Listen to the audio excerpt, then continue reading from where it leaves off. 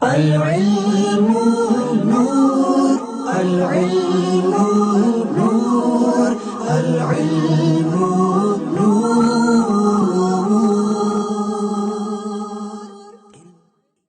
سيد الأنبياء والمرسلين أما بعد فأعوذ بالله من الشيطان الرجيم بسم الله الرحمن الرحيم الصلاة والسلام عليك يا رسول الله وعلى آلك وأصحابك يا حبيب الله.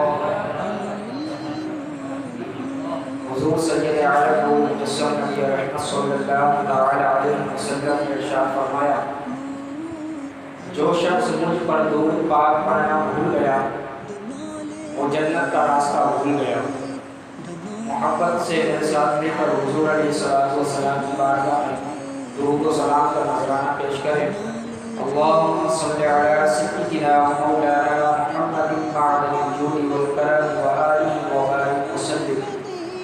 حضرات محترم، آج موضوع ہے مکھی کو اللہ تبارک و تعالی نے کیوں پیدا کیا ہے.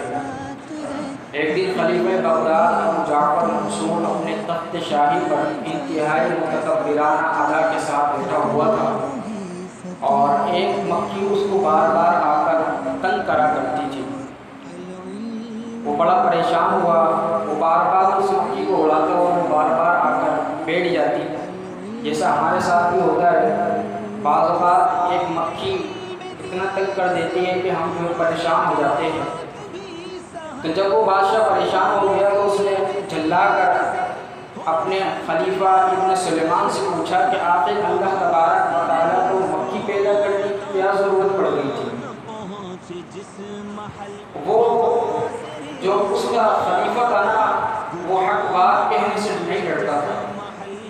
آج تو ہمارے معاشرے میں بہت سارے لوگ ہیں حق بات کہنے سے ڈرتے ہیں، لیکن اس نے بابا کے طور جواب دیا کہ اللہ تبارک و تعالی نے مکھی کو متکبر اور غرور کرنے والے شخصوں کے لیے پیدا کی ہے. تم جیسوں کا گھمنڈ توڑنے کے لیے اللہ تبارک و تعالی نے مکھی کو پیدا فرمایا ہے. خلیفہ منصور جب یہ جواب سنا نا تو وہ خاموش ہو گیا اور ابن سلیمان کا منہ تکنے لگا اور وہ سوچنے لگا کہ میں بادشاہ ہوں اور یہ خلیفہ ہے میرا، اس میں بڑی بات کرتی ہے. تو علماء حق کہتے ہیں کہ جو واقعی علماء حق ہوتے ہیں ان کی عالمانہ جرت اور بہادری اور ان کی شجاعت اور ان کے مجاہدات ان کو اس بات سے نہیں روکتی کہ اگر کوئی سامنے والا پیسے والا بندہ ہے تو اس کے سامنے کوئی بات اس کے خلاف نہیں کرنی. وہ ایسی بات نہیں کرتے. علامہ شاہ احمد نورانی رحمۃ اللہ تعالی علیہ پوری زندگی بابا کے دور قادیانیوں کا رد کرتے رہے. اور اس سے بڑھ کر میں آپ کو بتاؤں مولانا اختر رضا خان رحمۃ اللہ تعالی علیہ آپ کا جب وصال ہوا نا تو 34 کروڑ عوام کی آپ کے جنازے میں. اتنی جو اب میں واقعہ بتانے لگا ہوں نا تو آپ کو پتہ چلے گا کہ آپ کے اندر جو مجاہدات عالمانہ جرت اور شجاعت تھی نا، اعلیٰ حضرت کے آپ بڑھ ہوتے ہیں. ایک ہوتا ہے بڑھ ہوتے اور ایک ہوتا ہے بڑھ ہوتے، یعنی پوتوں کے بھی پوتے ہوتے ہیں. تو جب آپ کا مثال ہوا تو انہوں نے 34 کروڑ عوام تھی آپ کے جنازے میں. آپ کے صحابہ نے آپ کا جنازہ پڑھایا. ایک دن آپ کراچی میں خطاب کرنے کے لیے آئے تو وہاں پر اس وقت حضور غوث اعظم رضی اللہ تعالی عنہ کے سجادہ نشین بیٹھے ہوئے تھے اور وہ پینٹ اور کوٹ میں بیٹھے تھے.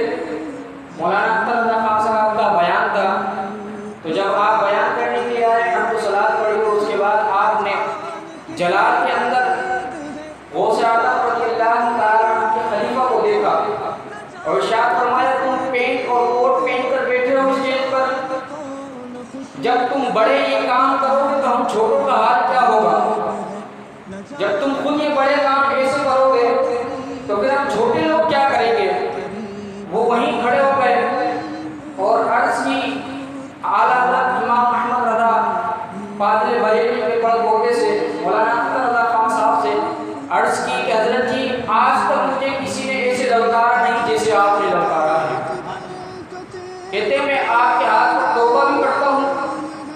آپ نے توبہ بھی کی اور آپ اپنی مسند سے اٹھے اور جا کر آپ نے کرتا پہنا اور واپسی آ گئے اور عرض کرنے لگے حضرت جی آج سے میرا یہی لباس ہوگا مرتے دم تک. تو جو عالم ہوتے ہیں نا، عالم جو مجاہدات کرتے ہیں، شجاعت کرتے ہیں، ان کے اندر اللہ تبارک و تعالیٰ ایک ایسی قوت عطا فرما دیتا ہے کہ جب وہ بولتے ہیں تو ان کی بات